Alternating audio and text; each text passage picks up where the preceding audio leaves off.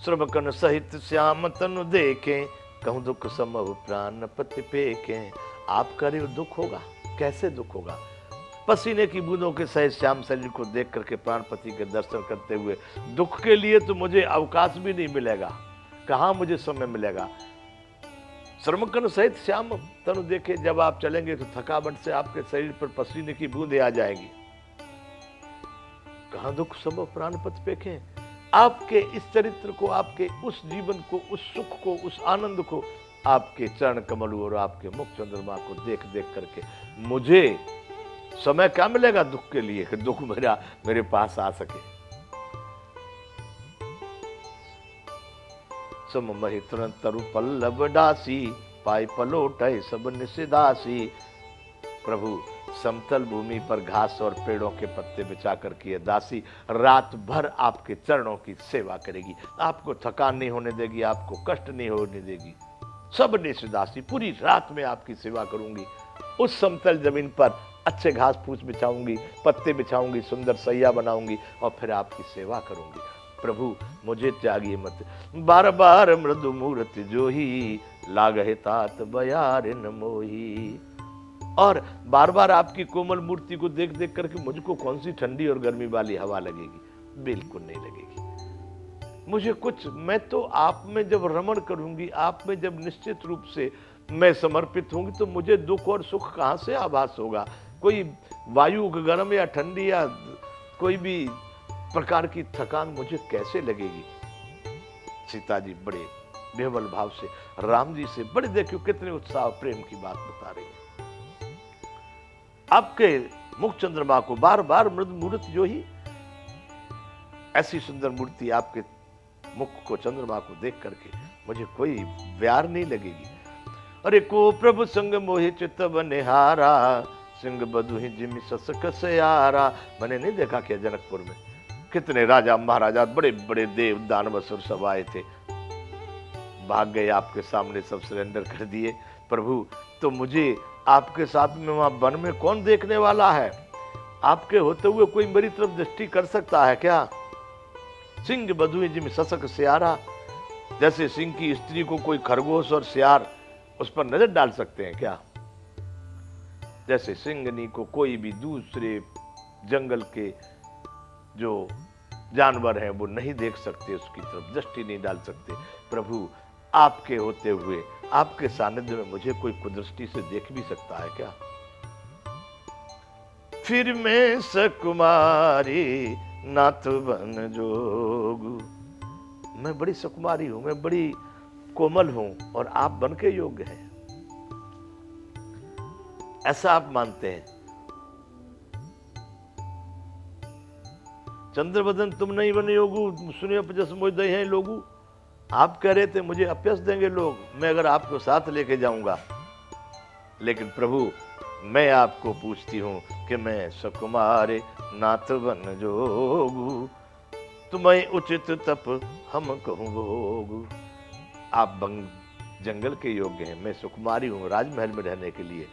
आप तपस्या के योग्य हैं, मुझको यहाँ राजमहल में भोग खाने हैं, अनेक प्रकार के भोगों को, सुंदर सैया, सुंदर प्रकार के भोजन व्यंजन और सुंदर प्रकार का यहाँ पर मैं आराम करूंगी और आप वहां पर जंगल में तपस्या करेंगे, पेड़ों के नीचे, बरसात में, धूप में, सर्दी में सहन करेंगे।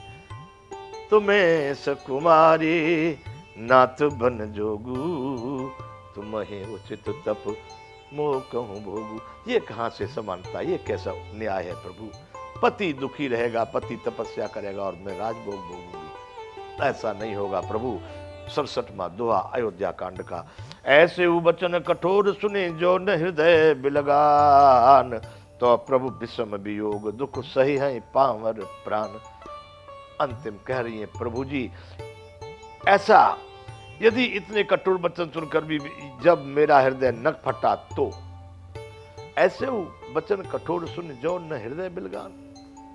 मेरा हृदय इतने वचन कठोर पर भी आप नहीं मुझे ले जाएंगे तो भी मेरा हृदय नहीं फटता है, तो प्रभु विषम वियोग, तो आपके वियोग का भीषण दुख सहेंगे मेरे धूर्त प्राण, पामर प्राण। तो प्रभु विषम वियोग दुख सही है पामर प्राण। ये प्राण फिर कोई योग्य और अच्छे और सुंदर वाले नहीं कहे जाएंगे, फिर ये प्राण कहे जाएंगे पावर, नीच प्रकृति के। यदि इतने पर भी मेरा हृदय धड़कता रहा, आप बन को गए, तो फिर ये पामर प्राण दुखों के भंडार बन जाएंगे। अस कही सी बिकल भई भारी, बचन वियोग न सकी संवारी। ऐसा कहकर सीता जी बहुत व्याकुल हो गई।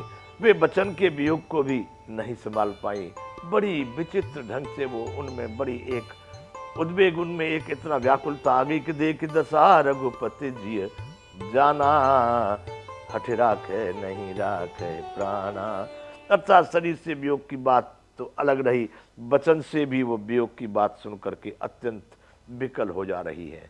अगर उनको लगता है कि नहीं लेंगे, जाएंगे तब की तो बात दूर है, लेकिन साथ नहीं लेंगे, ये सुनने पर भी वचन वियोग न सकी संवारी। जब वचन के वियोग को नहीं संभाल सकती है तो प्रत्यक्ष का वियोग कैसे देख पाएंगी। ऐसा देख करके राम जी ने, देख दशा रघुपति जी है जाना, ऐसी दशा देख करके, उस स्थिति को देख करके राम जी ने अपने मन में समझ लिया कि हटे राख है नहीं राख है प्राणा। ये हट को तो रखेगी अपनी को, पर प्राणों को त्याग देगी। ऐसा राम जी को अपने मन में आभास होने लगा है कि इनको छोड़ना उचित नहीं होगा।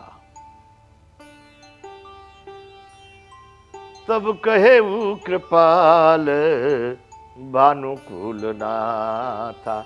माता जी सुन रही हैं, अब दूसरा कोई उपाय नहीं है, तो बड़े कृपा के सागर सूर्यकुल के स्वामी श्री रामचंद्र जी ने कहा कि सोचो छोड़ दो परिहरि सोचो चलहु बन साथा। आप मानने वाली नहीं है, इसलिए सभी सोच को त्याग दो और तत्काल वन को साथ चलने की तैयारी कर दो। राम जी के इतने वचन सुन के कितना सुख मिला होगा सीता जी को, बंधु वो तो वही जाने।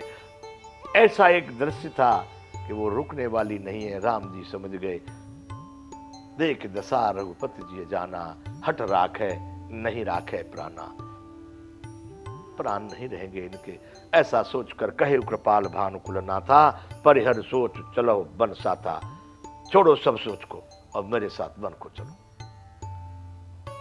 नहीं विषाद कर अवसर आजू, बेगी करहु बन गवन समाजू। अब कोई दुख का विषाद का अवसर नहीं है भाई, अब बहुत खराब हो रहा है, अच्छा कुछ नहीं, बड़े आनंद का समय है, मंगल का समय है, इसलिए अब विषाद को छोड़ करके विषाद का अवसर नहीं है।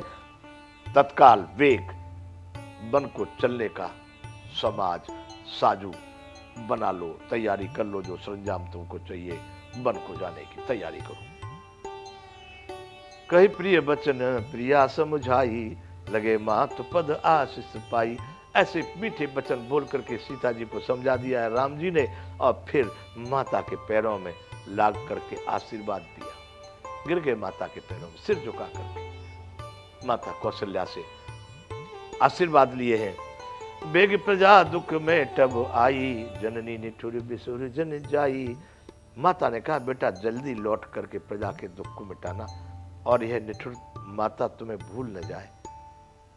जननी निठुर भूली, इतने दिन हो जाए तो कोई माता ये भूल न जाए, इसलिए जल्दी आकर के प्रजा के दुख को दूर करना। फिर ही दशा विधि बहुरी की मोरी, देखियो नयन मनोहर जोरी। इस मनोहर जोरी को मैं दोबारा से फिर से देखूंगी क्या? हे परमात्मा, हे विधाता, क्या मेरी ये दिशा, ये जो दिन है, ये फिर से फिरेंगे क्या? अच्छी दिशा, अच्छे दिन भी लौट के आएंगे क्या, जिससे कि मैं अपने नेत्रों से इस मनोहर जोड़ी को पुनः देखूंगी। सुदिन सुगुरी तात कब होए, जननी जियत बदन विधु जोए। हे पुत्र, वह सुंदर दिन और शुभ घड़ी कब होगी जब तुम्हारी जननी जीते जी, उनकी तो वृद्धावस्था ही होगी, जीते जी तुम्हारा चांद सा मुखड़ा, जननी जियत बदन विधु, विधु यानी चंद्रमा, जो ये चंद्रमा जैसे मुखड़े को अपनी जीवित अवस्था में पुनः देखूंगी। वह शुभ दिन, वह सब घड़ी पता नहीं कब होगी।